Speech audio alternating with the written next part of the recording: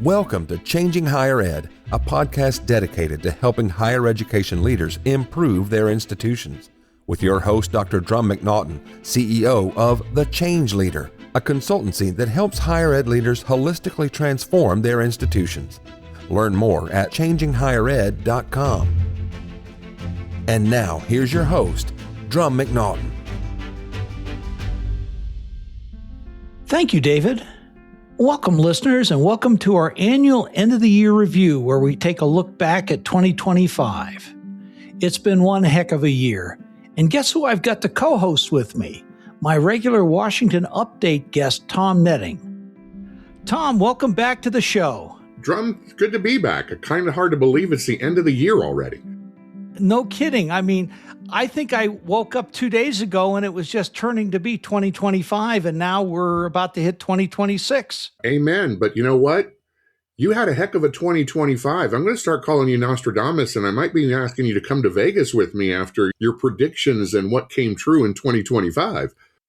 Yeah, I'd have to say that both of us were pretty clairvoyant when it came to 2025. There are a lot of good predictions, and I'm really sorry to say a lot of them came true.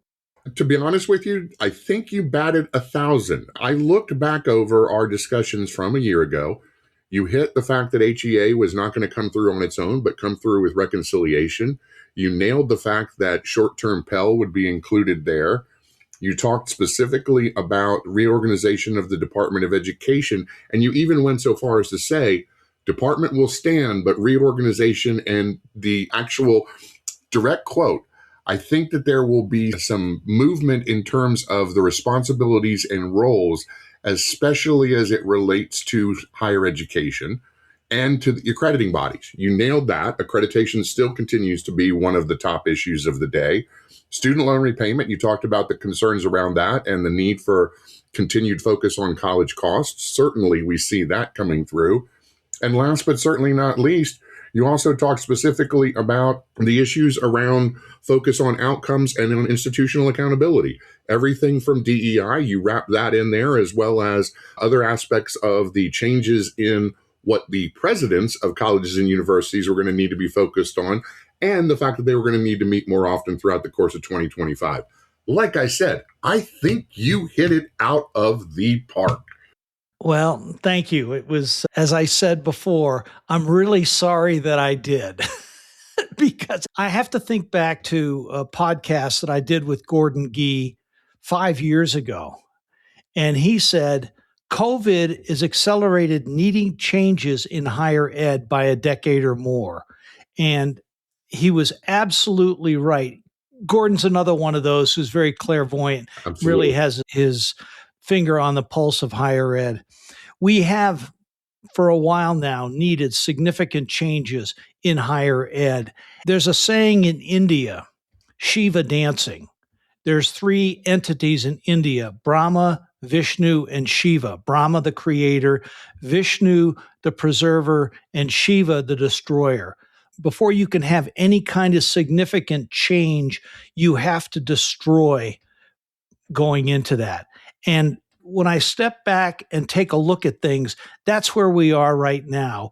We're having to break up so much of what we thought was really good, and in many respects it was good, but these changes are necessary for us to move forward and make higher ed as meaningful for everybody else as we know it is now. Well, and interestingly enough, we've seen a lot of that. I don't know if it's destruction, but certainly recasting of higher education. And if you think about it, I agree with you, whether it be from ancient proverbs or just reality. The Higher Education Act was last reauthorized almost 16 years ago, 2008.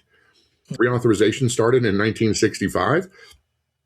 We need some dismantling and some restructuring. And certainly there's so many issues too that we focused on in 2025 that as we look at the end of the year, maybe we want to run through where we sit as we come to the conclusion of the year, focused on what you're seeing top of mind. And then I can't wait to hear your predictions at the end of this, my friend, for 2026. Well, I'm not sure I'm going to do as well as I did before, but let's see where it goes. So starting with the outlook, Moody's Standard and Poor, they're all saying that the outlook is negative. They citing federal policy shifts, rising costs, increased competition for students. We had some decent news that the higher education price index went up.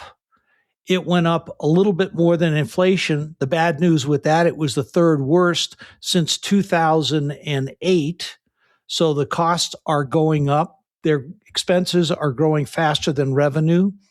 Enrollment, the enrollment cliff, new immigration restrictions, student loan caps, all of these are going to pressure enrollment. Wait a minute. Now, it sounds like I'm getting into predictions. Yeah, you don't put the cart before the horse here, Drumm. Okay, well, let's just put it this way. 2025 was a difficult year for higher ed, and I would say 2026 may be equally as difficult. Now, I do have one test for you on this one as we get recent information. They did announce at the Department of Education just yesterday that the number of FAFSAs had actually grown by a significant number this year over last. I think some of that is simply because we had the problems with FAFSA over the prior 2 years that might be a rationale for that 150% increase or thereabouts. But it was interesting for me to see that information come out and note that at a time when, as you said, overall projections are that the number of students is flat or declining.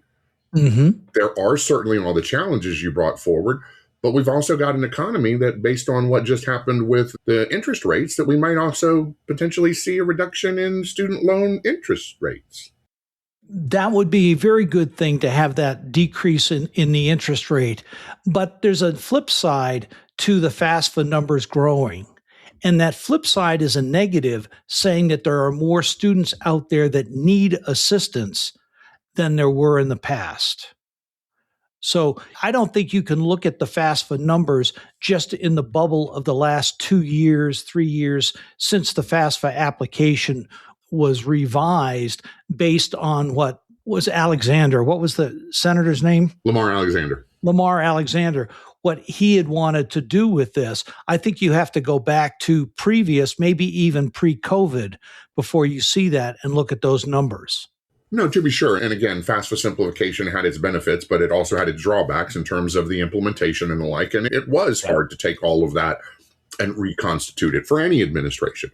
But it is interesting to see that, again, back to your analogy of the three, I think we're in the middle. We're not seeing total destruction, but we're not also seeing the heaven. And so there's a lot of push and pull here. And again, that's what I just like to emphasize as we talk about it, because that's what I feel for most of this year as we talk about politics. I mean, let's be honest. Granted, politics plays into everything, but politics has had a heavy dose of its inclusion in this year. Fair statement? It's way more than fair. I don't think there's anything related to going on to higher ed right now from a macro perspective that doesn't relate to politics. It's taking over. It's a battle of the right versus the left. And you and I have talked about this, that pendulum swing. When Democrats get in, we see more regulations. Republicans get in, we see less regulations. The problem is that pendulum has slammed up against the stop too hard this time, and it's starting to break things down. President Trump's attacks on higher ed, they're motivated by several factors: combat perceived liberal bias and, quote, woke analogies, campus protests, curbing dissent.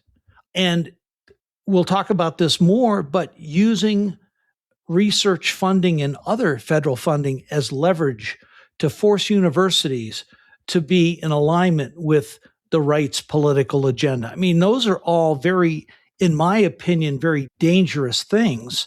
The other piece with that, and this affects enrollment, is immigration, the visa issues that we've seen, travel bans. It's now up to 39 different countries, including Nigeria, which is among the top 10 countries that bring students in for higher ed, whether it be undergraduate, graduate, doctoral. This is critical because this hits enrollment, which hits colleges' bottom lines. We haven't seen as many closures in 2025 as we did in 24 by one number. By one number. But, it still doesn't make things good because with the demographic cliff, the first year we're going to see that is enrollment for 2026. Yeah. There'll be far less traditional age students. It's going to impact finances. Another reason why Moody's and S&P have said the outlook for higher ed is negative. I think you're right. And again, certainly we've seen all of those play out. Talk a little bit more about immigration. We've seen, again, data, you and I look at that on a regular basis. We are seeing a precipitous drop in foreign enrollments in the United States. We are also hearing about institutions looking and taking a critical look at their delivery of study abroad programs and their campuses abroad. Mm-hmm. What's your thought on the impact of immigration and the impact of the United States as a global educational provider, I guess is the broad way of looking at it? It's a mixed bag, Tom. The challenge that I am seeing, we had a lot of universities go put branch campuses. New York University comes to mind. They've got branch campuses in Abu Dhabi. They've got it in Hong Kong, Singapore, I believe Australia as well. They've done a great job. They go through the U.S. accreditation system, et cetera. Here's the challenge. Because the U.S., it's a twofold thing. Because the U.S. has cut back on immigration so much, less foreign students are coming in.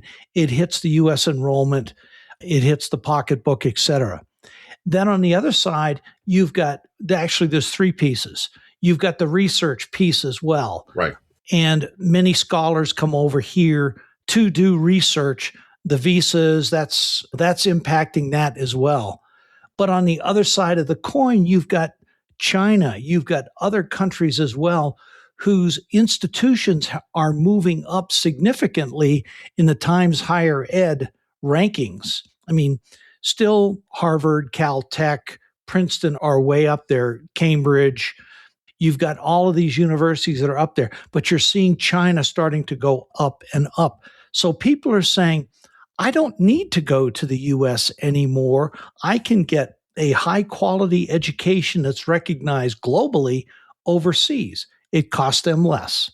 So that's the other side of the coin that is hurting academics, it's hurting enrollments here, and it's hurting colleges' bottom lines.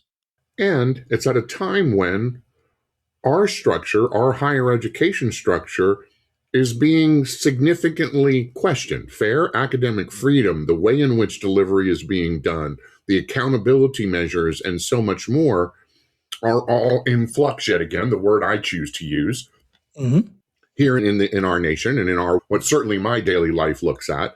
Is that not fair? I mean, we're looking at a lot of upheaval, a lot of questioning of, like you said, the norms of the past, whether that be the research side, whether that be the utilization of the endowment funds, whether that be the type of delivery that is being provided, and is it too liberal or too conservative? Espouse upon all of that if you choose. How long do we have? It's your podcast. You can go as long as you want. Well, without boring our listeners today, all of these things do come into play with that. Another thing that's hurting enrollments from a foreign enrollment perspective is the culture here in the U.S. It has become very us against them. Either you're with me or you're against me. You've seen over 10% of Congress saying they are not going to run for re-election because it's a toxic environment up on the Hill. Well, you've also got shootings. Just recently, you had the MIT professor shot.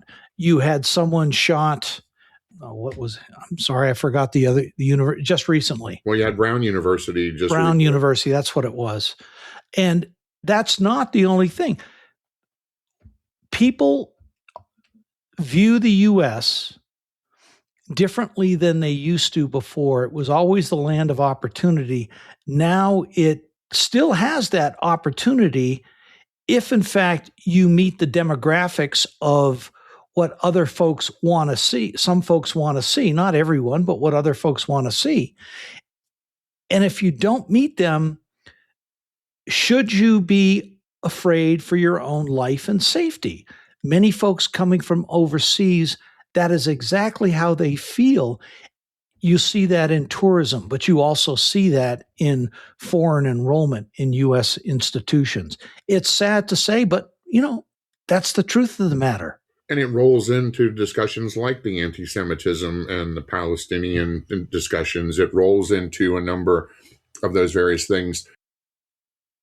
I may be leading the witness towards your predictions at the end of today's call, but we're seeing a great deal of pressure, as you said, downward pressure placed on institutions right now.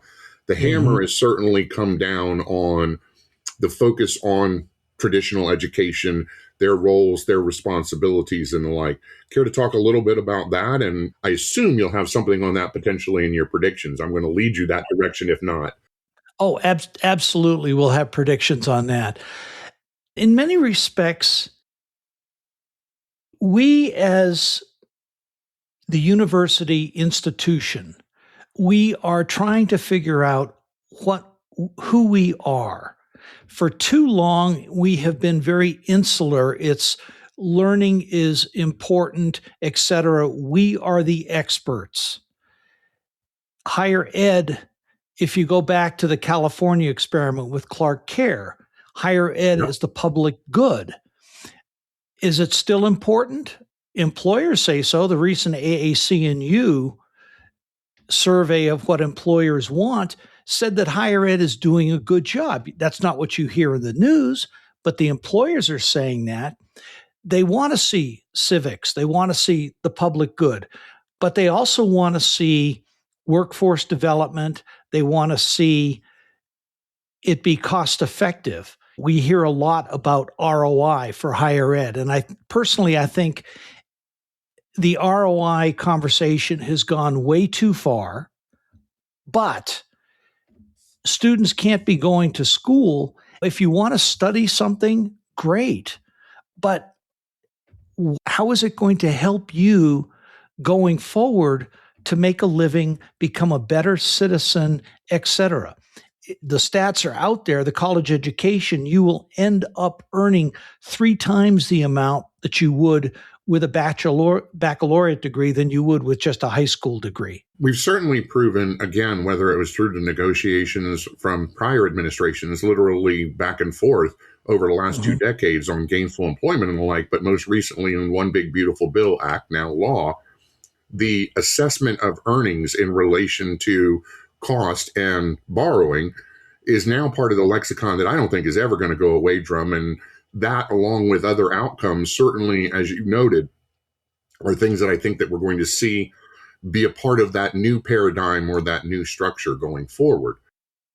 Oh, I agree. And for the first time ever, we have seen when people apply for FAFSA, we have seen a new earnings indicator warning students that if they show an interest in a university whose graduates earn less than a high school student, there's going to be a warning that pops up. And that 23% of the institutions fall into this category. Right. Now, the important thing here to think about, though, is as we get further along, that's going to become programmatic, not only institutional, but program by program. And I think that, again, that's going to be an interesting look into our future, hint, 2026, where some of this data and the like are going to go. I'm sorry, I didn't mean to take you off base with the discussions at the institutional level. Given our time, let's take a step back from the institution. We've talked about some of the downward pressure there, some of the things that schools are experiencing. Let's talk about the triad, and let's start with the top end of the triad, the Department of Education. You were correct that it wasn't going to go away. It takes an act of Congress to do that, as everybody has become all too familiar with over the course of this year. But certainly we've seen a lot of changes at the department. Your aspect and your take on the transition of Octave and the career and technical and vocational education. Sorry, I get in my world of acronyms. Student financial aid going to labor, other parts going away from the department, but the department still obtaining quote unquote control. Your thoughts? Well, do they really have control? That's the question I would ask.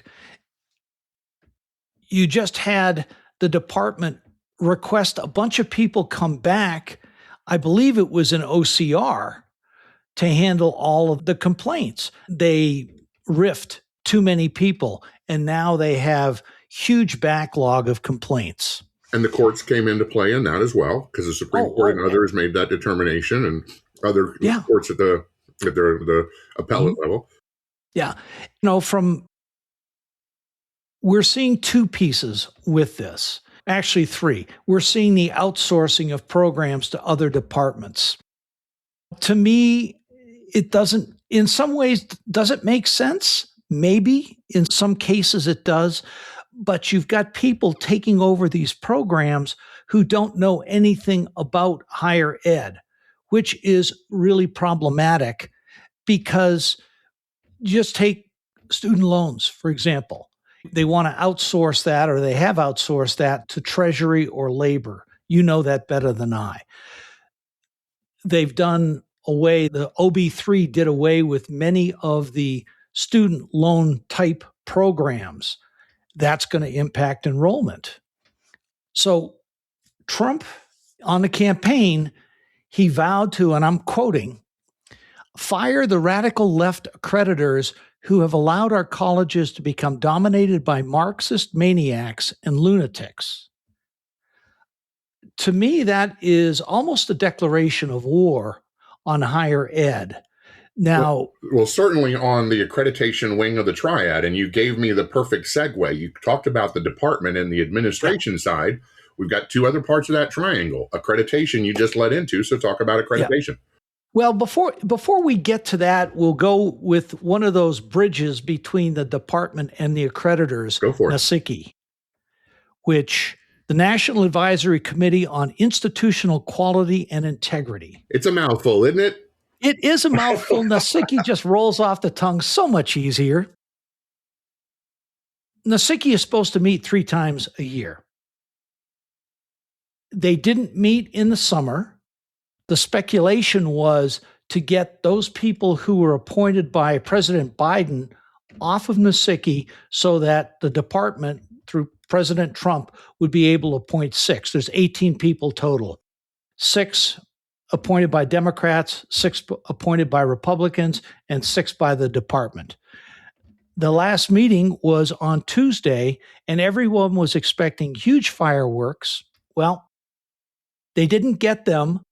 It got a little bit testy when it came to electing who the new chair was going to be. Like I say, it wasn't completely free of drama. But what was interesting was delaying that summer meeting. They had 3 accreditors to review. NECHI, who do they accredit? Harvard. Middle States, Columbia. WASC, UCLA. Among others.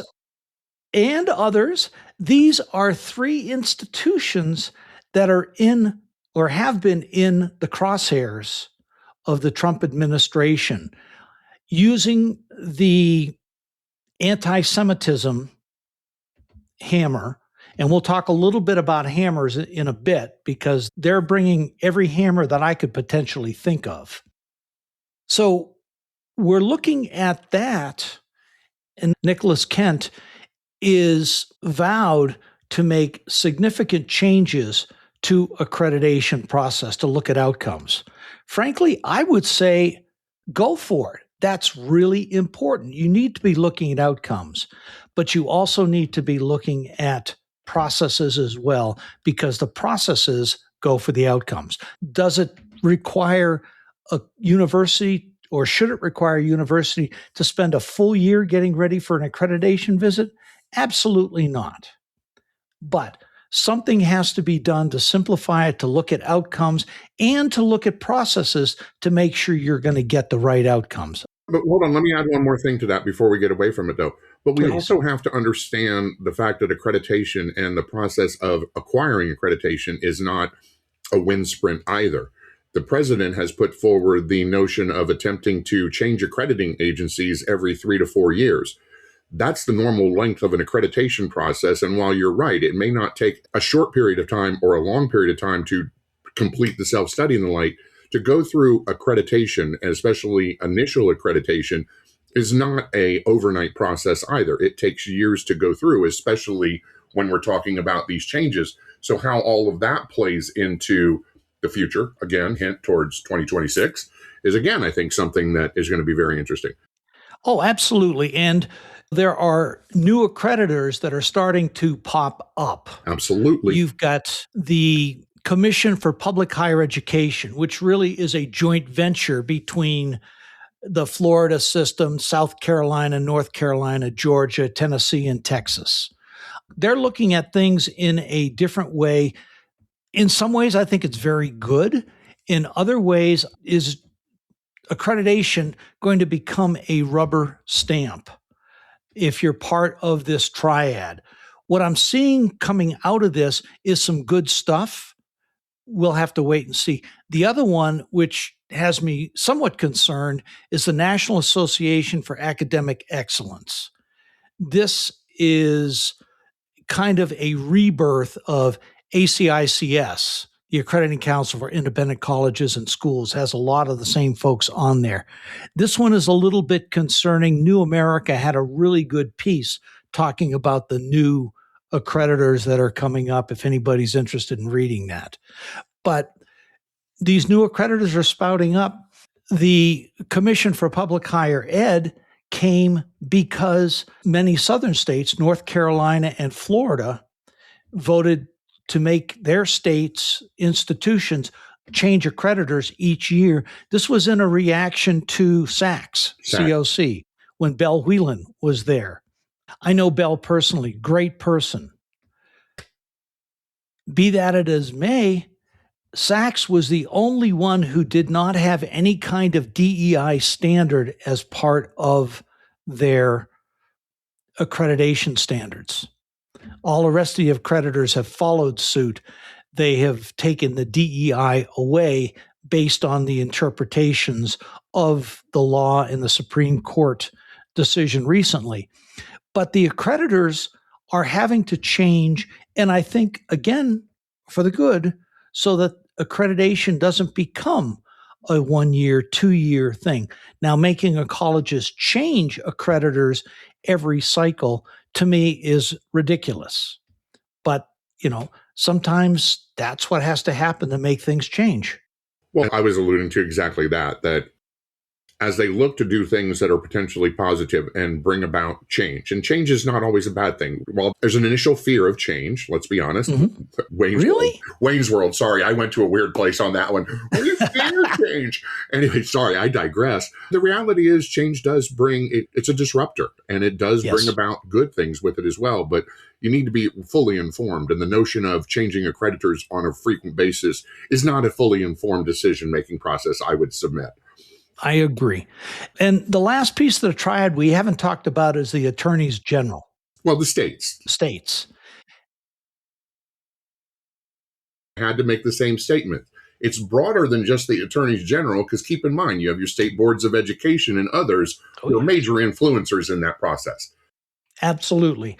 And it's up to the states to hold institutions accountable. Yep. Well, part of the challenge is you've got certain states very liberal when it comes to establishing higher ed and holding accountable. And then you have others who are very much in higher ed's face about what's going on. I don't have the background to talk about this as much, but I also know that with the department being downsized, one of the things they're talking about is putting more and more responsibility on the states. Now, is that a good thing? Don't know. Don't know what's going to come out of that.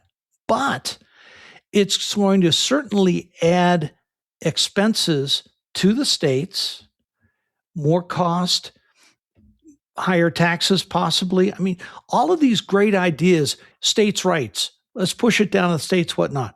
The states, do they have the budget? I don't know too many states at this point who've got all this extra money laying around to take care of these things. Or the bandwidth. And you bring up a very illustrative point, the negotiated rulemaking that just ended last week. The new Workforce Pell Program, one of your predictions, by the way, that finally came to fruition. Yeah. The good news is that provides additional access to Pell Grants for shorter term programs to lead to in-demand occupations and so on and so forth. We know the virtues, but a lot of what is the responsibility of making that program operative falls to the governors and the state boards to be able to implement. In fact, the first line of that process is at the state level. That's going to be an interesting test subject. Do you agree? Oh, absolutely. One of the challenges, the bandwidth of the states, the finances, et cetera. But you've got accreditors who are jumping into this pond as well with the Higher Learning Commission, with NECHI, with WASC. They're starting to step in to accredit certifications, mini certs, as well as what will end up being workforce Pell. So how are you going to be able to regulate? And you and I have talked about this before. How can you regulate what is quality? Is that going to fall on the states to do? I think if the department had their way, they would say, yes, we don't have to do this. But there's too much of an opportunity for fraud, waste, and abuse. Putting somebody through a program, a certificate, oh, you've got all these new qualifications, and business doesn't buy into it. You've got a set structure and mechanism through accreditors, and Melanie Booth did an incredible study for a Higher Learning Commission on how to make this thing happen from an accreditation perspective. I think folks have to be very careful about the way these dollars get spent. Well, let me play the devil's advocate for you for a little bit here.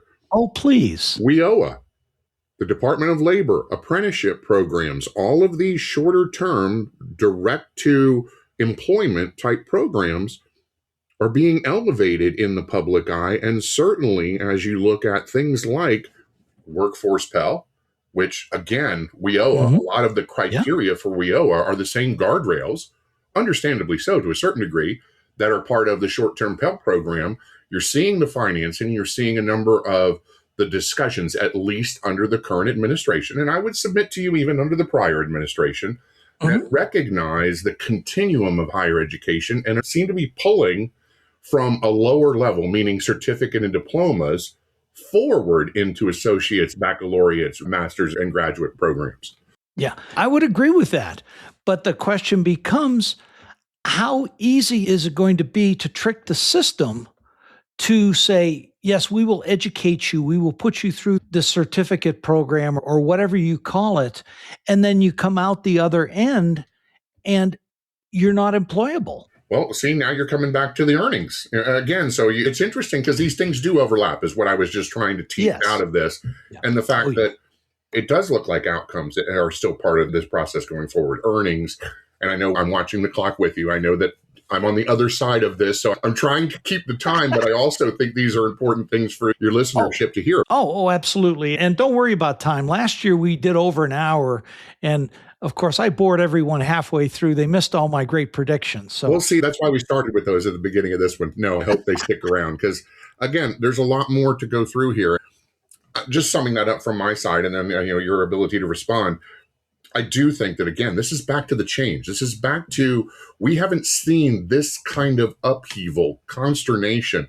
And there are guardrails, even because, and that's where I was going with this.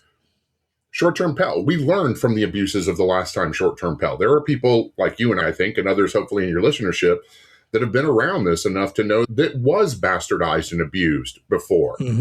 Congress, as well as all of the individuals, have certainly attempted to learn from that.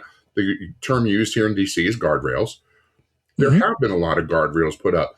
The 70-70 requirement, 70% completion and placement, that is now part of workforce Pell. Those are new advents for most of traditional academia because they've never had to show those computations as part of an eligibility criterion for their programs. So that, along with earnings and some of these other things, again, that are part of WIOA, but now are creeping one way or the other, shifting left or right, meaning from the Department of Ed to Labor or Labor to Education. That's the left and right I was referring to there. They're becoming more congruent, or at least more connected. And I think that's another interesting thing that we're seeing take place right now. Yeah, you're absolutely right on all of those things.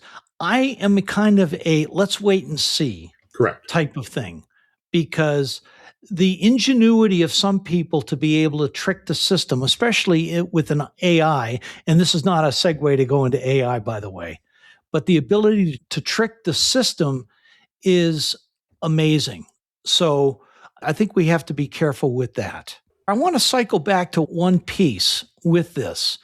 We've seen all these changes, but at least from my mind, now you're closer to DC, obviously, than I am, both in proximity and hearing what's going on behind the scenes. I think there never has been a really good vision put out by the administration, whether either left or right.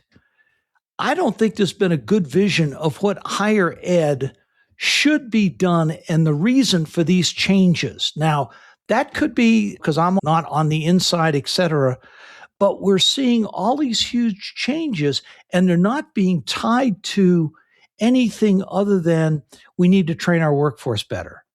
Well, and to be blatant, I think that's what they're tying it to, the workforce. I think the notion of academics for academic's sake or the enrichment and the holistic approach of academics is, again, another thing that's being challenged as we look at this. Yeah. But what about all of the good that comes out of research? I mean, one of the hammers, we didn't talk about hammers that the administration is using to get people to come to their way of thinking. One of those hammers is research dollars. I've read so many dollars have been taken away from Harvard, from Columbia, threatened in UCLA, and many other institutions. These research dollars are going for really important medical research and other research as well. And there appears to be no rhyme or reason other than the administration saying, I don't like DEI or trans or whatever. What's the purpose of that? And Doge and other folks, they have just cut these things out, not with a scalpel. They've used an unsharpened axe. Well, in this town, it would be called leverage. Yeah. And let's be honest, that's what a lot of it has been, is people become tied and wedded to those funds. And when you take them away, you can certainly see, and I think that this year has shown that people will react and respond if put upon to see major financing dollars potentially taken away. A number of those dollars have come back, both from the courts and both from when decisions have been made. Well, the courts, that's one thing. But again, looking at what is the purpose, why are you doing all these type of things? Taxing endowments, that's another one. It didn't start just with the Trump administration.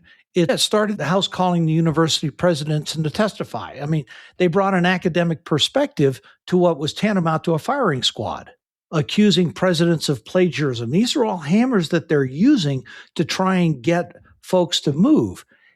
Are they being effective? I don't know. ProPublica came out and said the DOJ pressured lawyers to find UCLA tolerated anti-Semitism. So these are not good things. I understand higher ed needs to change, but is this the right way to go about it? I'm not going to be the one to answer that question. I don't necessarily think that the way you characterized all of that is fully accurate. Well, you may be right.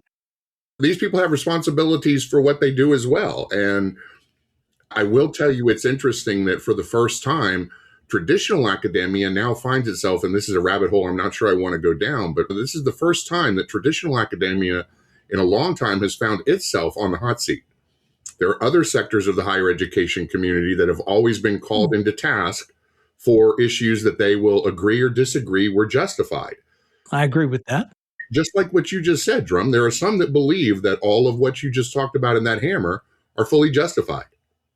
Yeah. There are others absolutely. that don't disagree with that. So again, this is where, that's why I have to be cautious, especially in my position. That pendulum does swing both ways.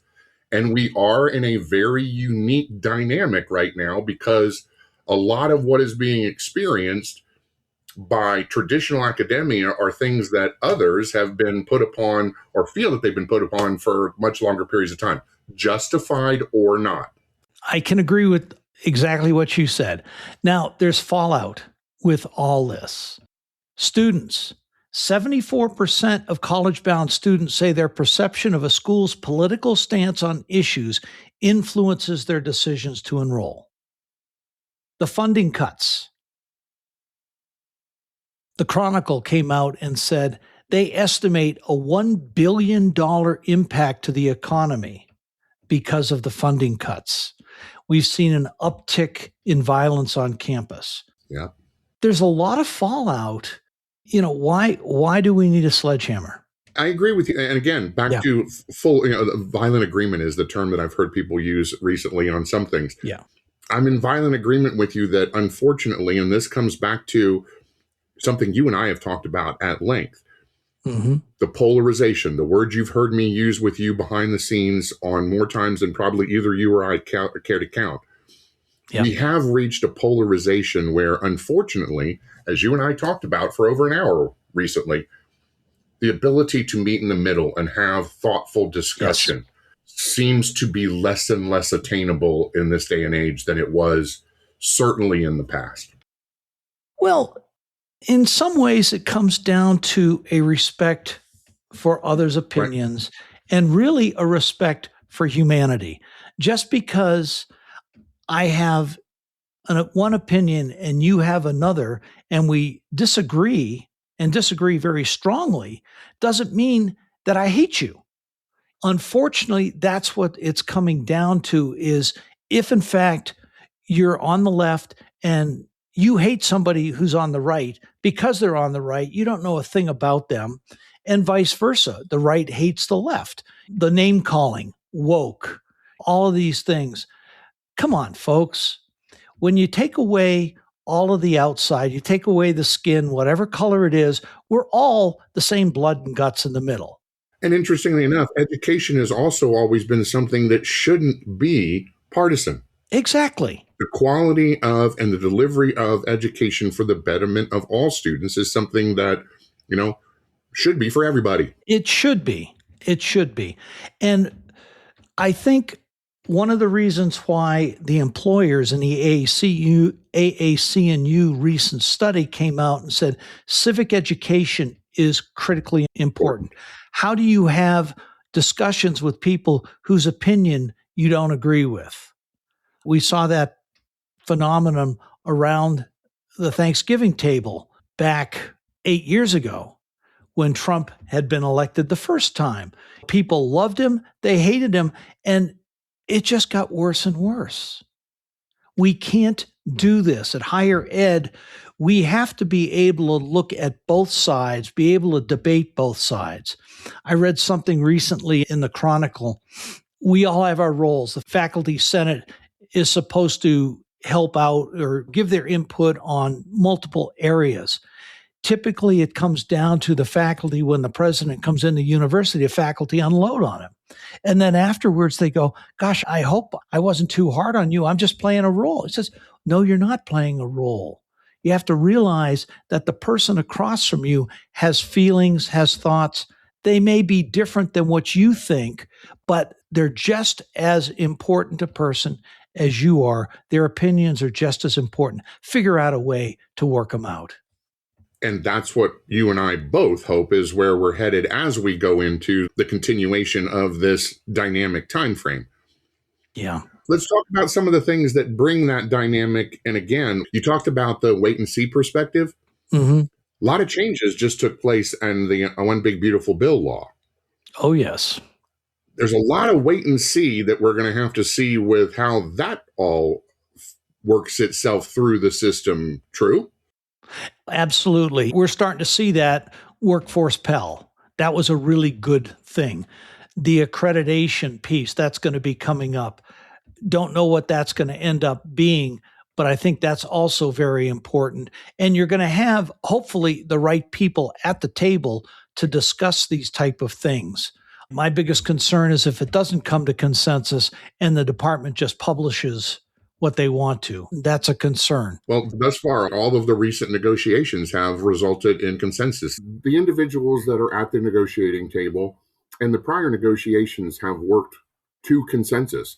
We had the issues with loan servicing that achieved consensus in the final regs that were developed last year. The RISE committee, which dealt with all of the OB3 student loan issues, they reached consensus. And candidly, a lot of people didn't think that would happen given the particulars of the loan issues and key issues like the definition of graduate versus professional and the different limits on loan eligibility that come with those two differential definitions. You had the first half of the AHEAD committee, the accountability committee that worked on the workforce Pell that we talked about, that also came to consensus with all those guardrails and everything that we talked about. So hopefully, since it's the same individuals that just did workforce Pell that are going to be doing the new outcomes regime of accountability or the do no harm regulations, that hopefully they can do so. To that end, as we look at their responsibilities, this is kind of literally one of the biggest negotiations. Not that all that have preceded them were not so important, but looking at low earnings outcomes, looking at every program and every institution, and going back to what we had just discussed, I think some of this is a matter of an inflection point within higher education of our individuals looking at a shorter access point to higher education at the skills level, the trade level. A lot of individuals are looking at the opportunity cost, if you will, and cost being the issue here, between getting into the workforce sooner or an associate's degree or bachelor's degree or higher, that again are laudable and certainly a career path and a track that you and I and many others have taken. But isn't that some of where this is kind of an inflection point? I would say absolutely. It is clearly an inflection point. To me, it comes back to what is the purpose of higher ed, and is it in fact fulfilling that promise? The pendulum swing, public good, workforce development, civic duties, maturity, transformation. I don't think it's one or the other. I think it's all of these. Completely agree with you. All that and more. Right. When we take a look at the latest AAC&U study, one of their biggest things, employers have confidence in higher education and view the degree as a worthwhile investment. All employers, 70%. I mean, that's, if you take a look at what people think about higher education, that number is down in the 30s. For people under 40, it goes up, 74. For 50 and above, it goes down to 56. We won't go Republican, Democrat, whatever. It's interesting, though, it's the independents who are lower than the Republicans and the Democrats. In fact, the Republicans are even higher than the Democrats are. And wasn't there a generalized statement about skilled and education? Yes, absolutely. It said the employers view higher education as worth the time and investment. That's right up there. It's above 70 as well. And for under 40, it's 78. You've got also employers view the purpose of college and university as more expansive than simply preparing students to enter the workforce. You know, all employers provide a skilled, educated workforce economy, 94%. Help students become informed citizens, also 94%. There's a whole list of these things that are above 90%. Create an environment where students of all backgrounds feel supported, engage with, and serve the community they are in. I mean, these are all really important things. It's not just workforce development. It's not just public good. It's all of these kind of things. But then you have to go back and take a look at why people don't think there's enough value in higher ed. I think it boils down to one thing, and you and I were talking about this earlier: cost. It is so expensive now for students to go to higher ed. And even when we were talking about the FAFSA and more people applying for FAFSA, it's because the economy is not as good. Higher ed costs a lot. Is it worth it? Yeah, the studies tell you, yes, it is. But when you've got somebody whose parents may be making $25,000 a year, and the 1 year of college tuition, room, board, et cetera, is going to cost $50,000, that gives people a lot of pause. And when you look at plus loans and the changes that have been made to the parental loans, and when you look at the limits that are now placed on it, and again, I think that all of these are part and parcel to the same collective whole. And as we've both discussed, the ability to try and look, it's almost like, I hate to go down this bailiwick, but it's almost like the Affordable Care Act. I mean, there's so much to this that trying to address one issue bleeds into so many others, and you've got to try and get it at the holistic. And yeah, I do think that cost and debt continues to heavily drive both ends of the discussion. Yeah, I think you're 100% spot on there. Let's face it, nobody likes to have to spend so much money on something like this that it's not a guaranteed return. So I understand where the arguments come for return on investment.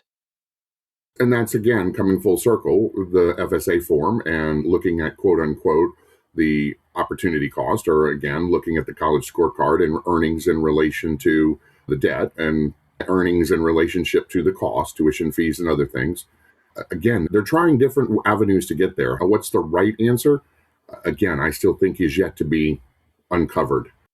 And it is going to come back to civics education. Can we speak to people in a kind, respectful, and I'll even say it, loving way, rather than somebody coming out and saying, well, we just need to shoot them all or get them out of the country? I mean, it's not respectful. Yep. And we can't do this much longer. I'm off my soapbox now. Well, it's a good soapbox to be on. And again, these are all so critical. And again, these are the kind of discussions like we talked about that need to continue to happen as everybody works towards a solution and the compromises within those solutions that get us to a new point. Speaking of new things, technology and AI, another one of the issues that certainly is being spoken about a lot here in Washington across all sectors, but certainly in higher education as well. Thoughts and views on all of what has happened in technology and AI discussions? How many hours do we have? It's your podcast. We can go as long as you want. Yes, we can. AI is here to stay. There are more things going on right now with AI than I can even think about. For example, 2 years ago when AI hit the classroom, faculty were freaking out because all the students are going to be cheating, et cetera. Faculty had to change. I was doing a podcast the other day and somebody said to me, it's easier to change the course of history than it is to change a history course. I like and it was like, of course, AI is here to stay. All the technology requirements, the cyber stuff, it's here to stay. This is part of the transformation. This is what's making colleges go crazy and people going to college. We're trying to teach students how to learn because the jobs that they're going to be going into in 5 years or 10 years haven't even been thought about right now. So how do we do these kind of things that seem so esoteric, but they're not really? That's the big challenge. I know you've been talking about the NIST requirements that are coming into play for a long time now. And now you're going to get me on one of my soapboxes. Those scare me. Yes.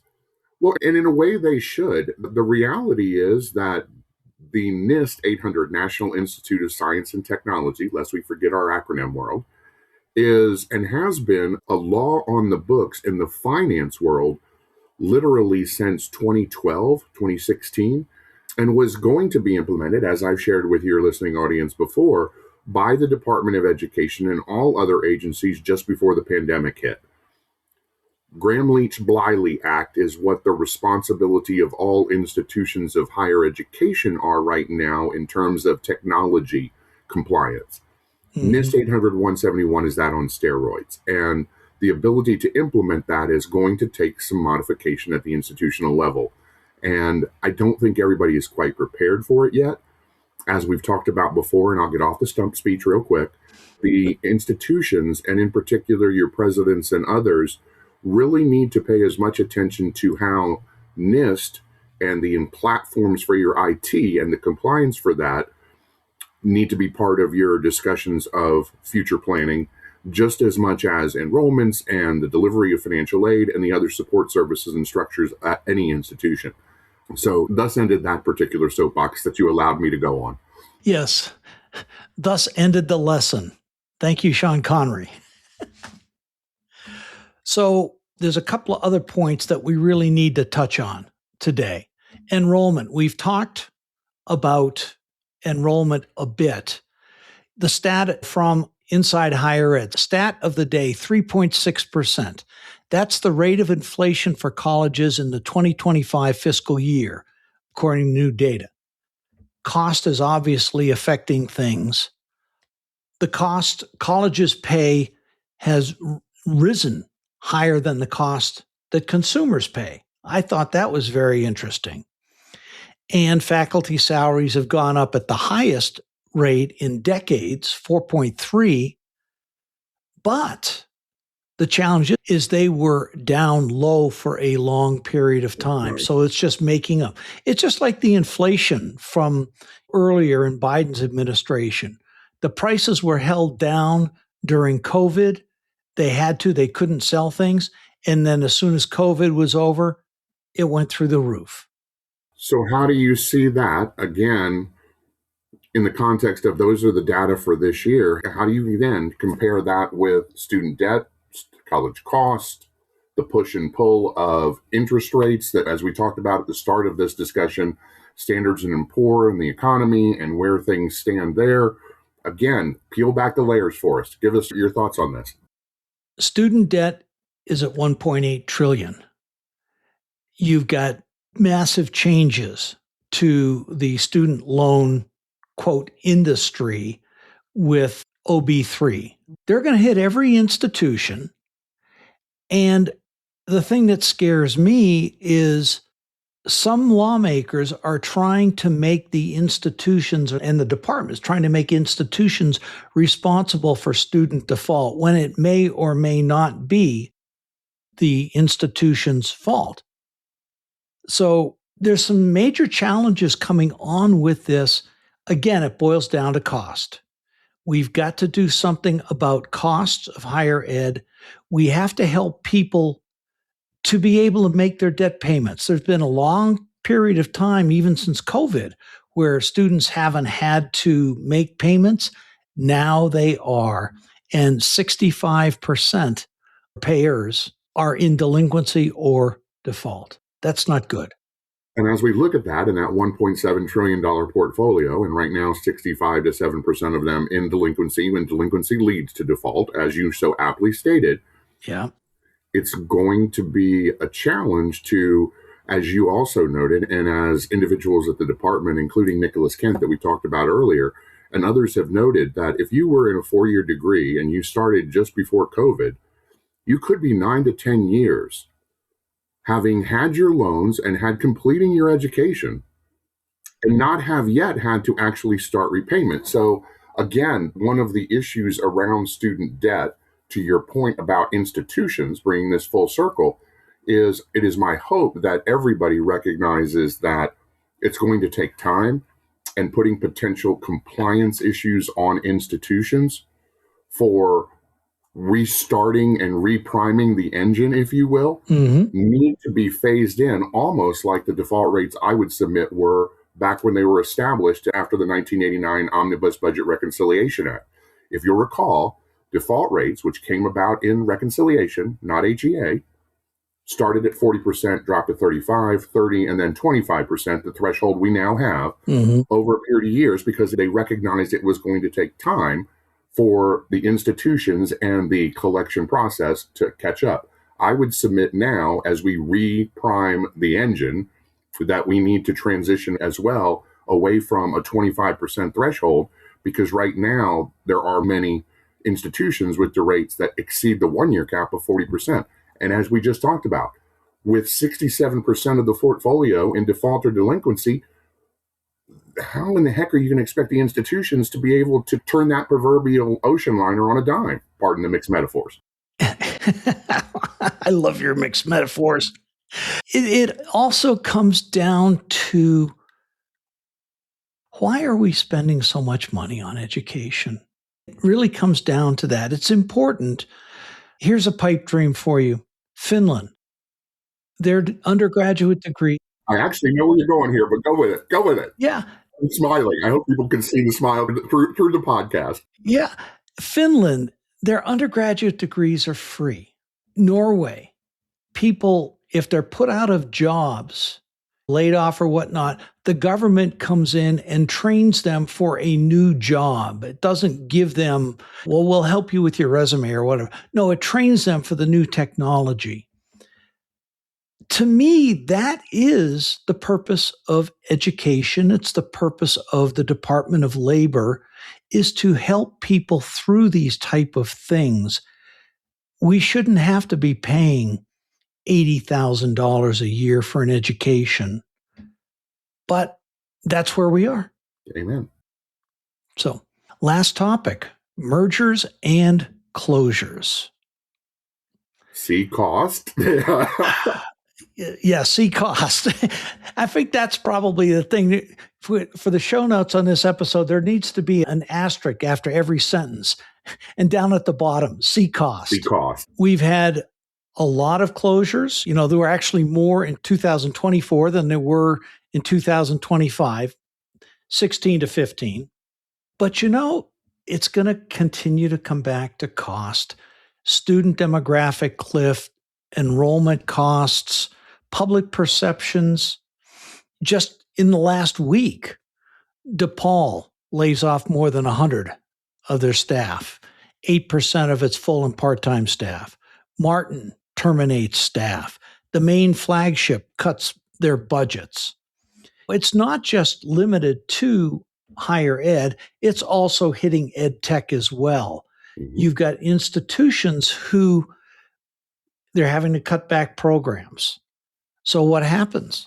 Ed tech, if they're providing programs, that's going to happen as well. So it's not just higher ed cutting back, the surrounding territories. I remember reading something earlier in the year that one of the institutions had closed, and it impacted 250 different workers from that particular town where the university was. We've got to do something about this. I don't know what it is, but we have to do something. Well, I completely agree. And again, showing the cascade or the rippling effect, or choose whatever term yet again you want to. There is so much to this, and it does impact so many different individuals. Again, it's going to be interesting to see where all of this takes us. See my segue there? Oh, I love it. You know, and it reminds me of the old Chinese curse. May you live in interesting times. And yes, we are. So to that end, as we have now kind of, I think, covered the landscape of 2025 and where we sit as we are literally 2 weeks till the end of this year, drum roll yet again, as I did last year. And I'm going to just call you Nostradamus because of your track record. No, not this year. This one's too hard to predict, but please.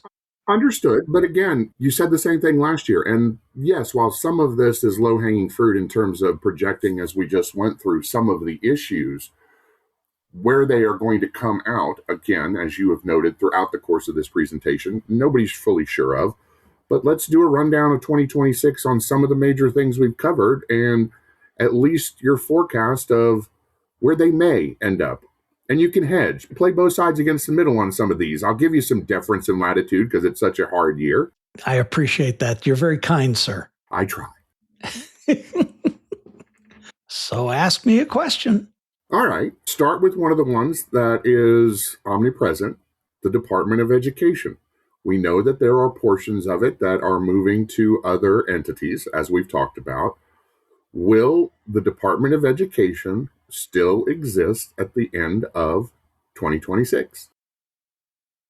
Yes, it will. What will it look like? That I can't tell you, but it will be much smaller.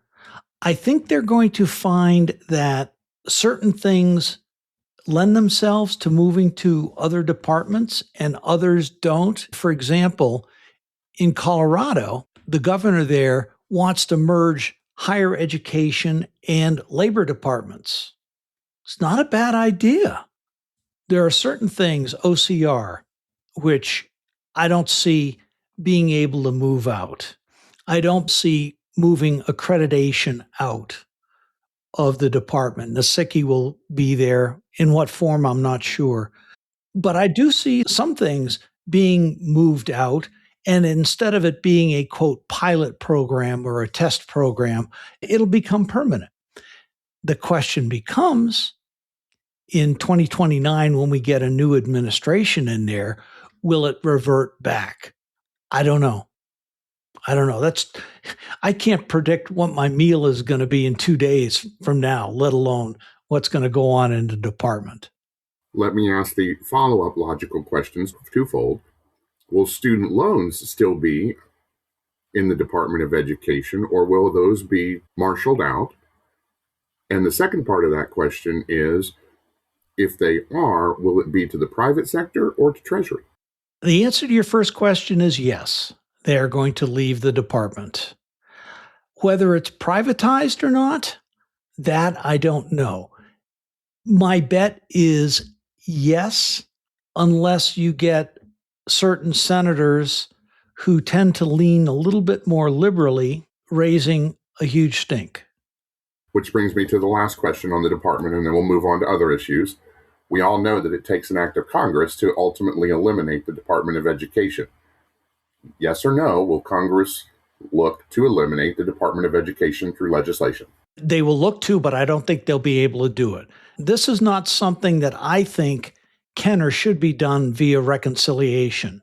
And given the polarization that we have in Congress right now, there's no way you'll get 60 votes on a bill to shut down the Department of Education. I don't think you'd get it. That's about as definitive as I can get. And I think, and again, I'm not allowed to weigh in, but I think you nailed it. So just you can weigh in. You can tell me if I'm wrong. I want to leave these two. I want to give you the questions and feed them to you. And I want your responses. So I can hang myself, right? No, yeah, again, I would associate myself with the comments you just made. Let's put it that way. Resolving student debt. Looking at it from both the institutional perspective and also from the perspective of the students. We have got to do something with student debt. What that is, I don't know. Whether it's forgive all of the student debt so people can get on with their lives. I mean, think about it. Kids coming out of college right now with $20,000 debt. That's not a big deal, except they've got to be able to earn the money to pay it back. Coming out with much higher debt is something else, and it delays them from being able to invest in a home, raise children, all of these things, because it's so bloody expensive nowadays. We've got to do something about the debt so kids can get on with their lives. What that is, frankly, I'd like to see the debt forgiven, but I don't think that will happen. Do you think the middle ground is something that it seems like more and more individuals on both sides of the aisle are coming to, and that's limiting the amortization of the debt? Because let's be honest, that's part of where this all comes to a head, is when payments don't meet the accrual of the interest on the loans. It's no surprise you can't ever get to paying the premium and paying down and paying off the loan. Exactly. So why not make every student loan 0%? Or a cap on the number of years, which is, again, part of what is being discussed. Yeah, that could potentially work. But if students had 0%, every dollar that they put in counts down. There's other ways to make up the revenue for that. Quit trying to cut taxes so much. You can do that. Or tariffs or whatever. There's other ways. You don't have to cut taxes every time you get a new Congress in there. You ultimately will cut taxes to the point where there won't be taxes. Then how are you going to pay for things? You have to pay for it one way or another. That's just typical economics. If you can give these kids a start through 0%, then they're paying things down and they will get back. I think you're spot on with this one, Tom. Well, we'll see. Again, I only can read the tea leaves of the various different legislation and obviously different regulatory comments, some of which have now become law. Others are certainly a part of the negotiations and discussions. We've talked a lot about earnings. We've talked a lot about outcomes measures. There are many pieces of legislation out there that talk more about quote unquote college transparency for both the consumer's sake and overall data sharing to make determinations on what direction to go. What do you see in, I'm going to go from 30,000 foot down to the institutional level on this one a little bit. How do you see the future of the accountability frameworks moving into 2026? That one is tricky because you've got different factions wanting different things. We talked about it a little bit earlier, where they want to take things down to a programmatic level. We're starting to see many states, their legislatures or their departments of education saying, you need to get rid of these 10 programs, these 30 programs, because they're not profitable, et cetera. I've seen the point where faculty have come to administration and said, we've only got 2 students, but we need more faculty members and we can get more students. That's backwards logic. It doesn't work in today's day and age. There's going to be accountability. We're starting to see it with the FAFSA application. Whether we can hold colleges or whether we should hold colleges accountable for students getting jobs, I don't think we can unless they'll try, people will try, but I don't think we can unless we go in and become almost like a communist state that says, this is what your aptitude is, this is what you have to study. That's not America. That's not going to work. We got to figure it out, but no, I don't think the accountability, the full accountability measures, taking it down to a programmatic level and things like that, I don't think it's going to work. Well, again, that's another one of the ones where it's in the wait and see category, and these negotiations coming up in January will go a long way towards the determinations of how far that goes, because certainly it's institutional and programmatic accountability. And as we start to see the data that came out from all of the reporting on GE, gainful employment, and financial value transparency that all schools were required to do at the programmatic level in October, or end of September, beginning of October, it's going to be interesting to see how that all plays out. I'll be surprised if they allow it to go down to the programmatic level. Well, the statute requires it, Drumm, for the do no harm provision. So again, it's kind of coming. Well, then it's going to happen. If the statute's there and you go into negotiated rulemaking, that's going to be the starting point. The question is, what are the metrics going to be applied?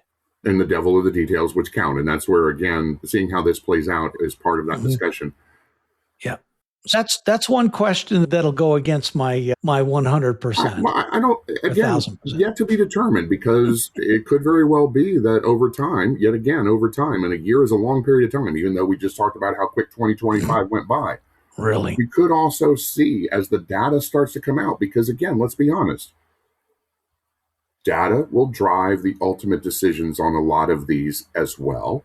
Yeah, we hope so anyway. And the data isn't there yet. There are those that suggest that the data may come back saying that it is the pendulum swinging too far. Others say that maybe this does address cost and the need to retool, my word, not others, my word, retool, or look at constriction of the number of program offerings within a specific discipline and not as many different degrees within X, Y, or Z. I don't want to go down the rabbit hole of 6-digit CIP codes versus 4-digit CIP codes. We'll lose everybody on that one. Oh, yeah. I don't even know what CIP code is, but that's no. It's the distinction between the broad and the individual finite programs on associate's degree, bachelor's degrees, and everybody else. Sure. Let me go to another institutional driven one. You talked about the Office of Civil Rights likely staying at the Department of Education, as it has in the most recent announcements of what's going on. Mm-hmm. There's a lot within the Office of Civil Rights, the transgender issues, the anti-Semitism, and the DEI. Where, and again, another hard one for you, and I admit this is a hard one. This is a high curve that you're going to have to try and hit, carrying it forward. Where do you think all of that goes in 2026? I think we are going to continue to have the same kinds of conversations we have had. The applying of decisions coming out of the Supreme Court and saying that this is law. Is DEI dead? No, it's not. Transgender issues. Again, I go back to respect.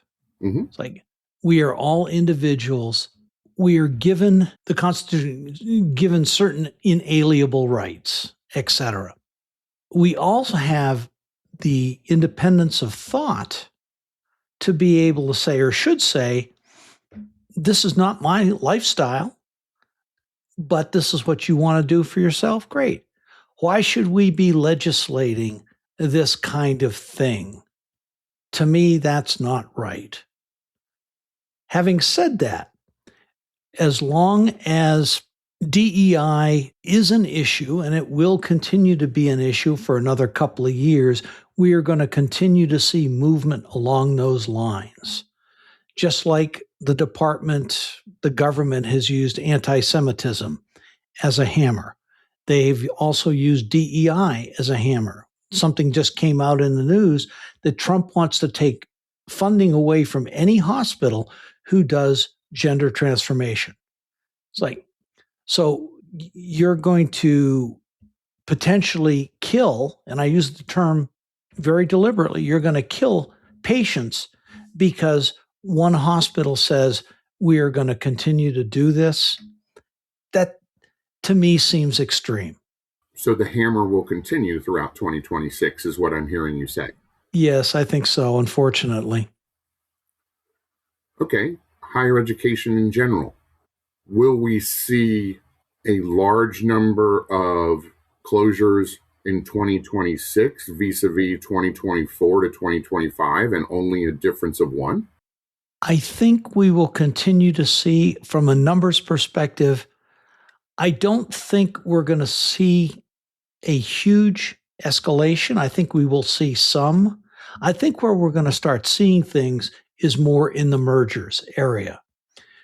You know, we just received a RFP to help study feasibility of 5 colleges up in the New England area coming together, sharing back ends. I think this is going to be a big thing. I think we're also going to see, or we should see, I don't know whether we will, but at the state's Department of Education, taking a look at the various programs that are being taught and saying, you're in Pittsburgh. There is a lot of industry there. So mechanical engineering, industrial engineering, these kind of things are good programs to have.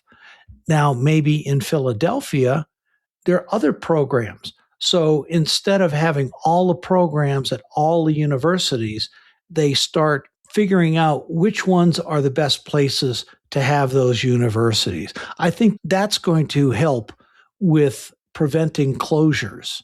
But it's got to have people talking about these things and doing them. I mean, Dan Greenstein, when he did the merger there at Pashi, these are some of the things they talked about is what are the programs that are the most viable, what areas they should be in, et cetera.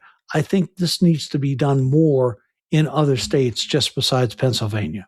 We talked a lot about accreditation throughout the course of this. You appropriately brought up the fact that we will have, and the department and the administration has already acknowledged, there will be a negotiated rulemaking yet to come in 2026. So we know accreditation and the discussions around accreditation will continue to be at the forefront.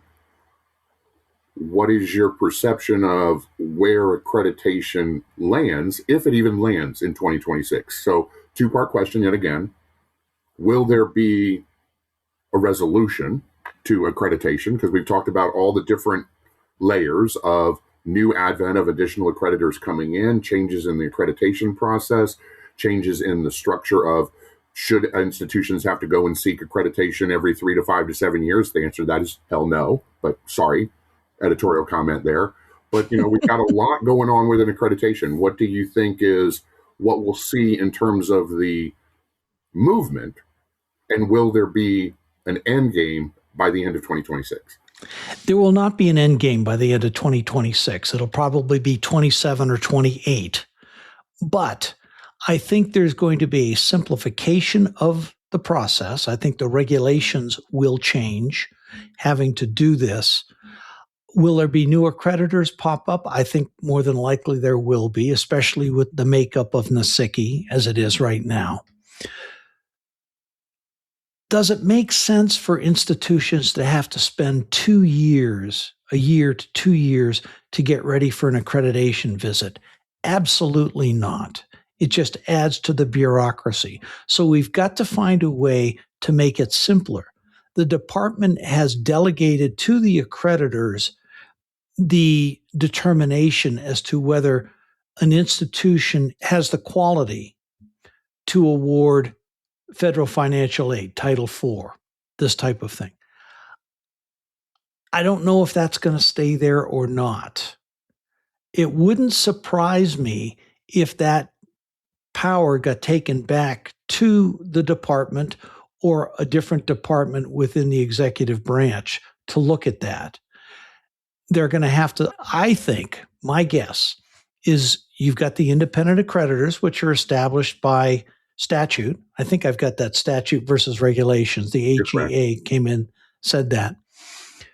You're going to have that. I think it's going to get modified that the accreditors may have to submit the accreditation reports to the department to say, yes, they'll get financial aid or not. I mean, that makes for a huge bureaucracy to do that. You think we're backed up with OCR, that's going to really back things up, especially with the department in the past has had to approve all mergers, changes of accreditors, et cetera. I think a lot of that is going to go away, but I think the quality aspect, I think it's going to be somewhat balanced between the accreditors and the department. What it looks like exactly, I don't know at this point, but it wouldn't surprise me. Keep in mind the third part of the triad are the states. We have an administration that is heavily focused on returning power, authority, decision-making to the states, fill in the right answer depending on what the conversation is. We certainly are seeing in Workforce Pell, as I alluded to and we discussed, while the advent of Workforce Pell and the opportunity to have that be another tool for access, I think is a very good thing. A great deal of those administrative responsibilities, especially on the front end, will reside at the state level. Yeah. Are the states going to be able to fulfill their end of all of these efforts at the higher ed level? No, I don't think so. The challenge is they don't have the bandwidth now to do what they need to do. And that's why I say it's going to end up being the department looking at quality to some degree. And that's what I'm trying to highlight, Drumm, is again, the triad is a 3-part process. And all 3 of those parts play into recognition for the purposes of Title IV eligibility. They each had their residing roles when the HEA was developed. Certainly, we are far afield from the structure of the triad and the way it looked like when it was first developed. Returning to its roots is some of what you may be talking about here. But again, it's going to be interesting to see how that dynamic, as well as so many others, all unfold right now. Yep, I agree. Okay, one last one. I want you to put as you've asked me to do before, I want you to put yourself in the shoes of our individuals that are the listeners, the heads of the institutions of higher education. They're preparing for 2026. What should be top of mind for them to be discussing internal at their institution and helping them prepare for the year ahead? Look at your cost structures. I think that is critical. Look at your transparency models. Do you have that web page that says, here's the price tag, here's the actual costs that you're going to pay? Be far more receptive to transfer credits. Right now, faculty have got the quote power to approve or disapprove, transfer credits, etc. Be more like Franklin University, where it's all automated. You've got articulation agreements with multiple folks. Start taking a look at how you can make your courses more relevant for workforce development. It's not all or nothing, but you've got to be able to make sure that the students have the skills that they need, and that means internships, externships.